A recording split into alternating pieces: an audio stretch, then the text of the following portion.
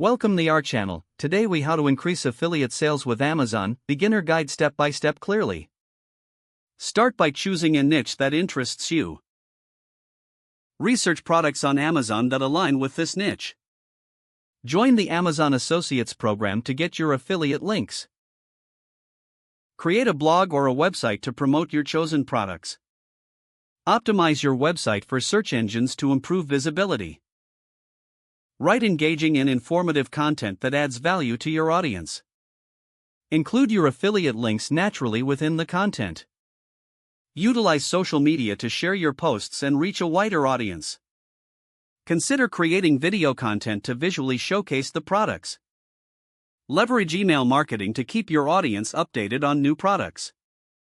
Monitor your performance using Amazon's reporting tools.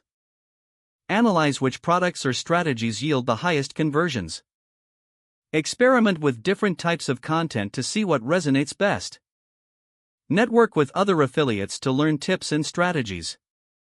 Stay updated on trends and changes in affiliate marketing. Continuously refine your. If the page does not load, refresh the browser or try again in a private or incognito window. Make sure you are using the correct email address, then retype it carefully to avoid small typos. If your password is not accepted, use the reset option and create a new strong password you can remember. Check your spam folder for verification or security emails, then complete any requested confirmation steps. Enable two-factor authentication if available to improve account security and reduce unauthorized access risk. After signing in, review your profile details so your contact information and settings are accurate and current.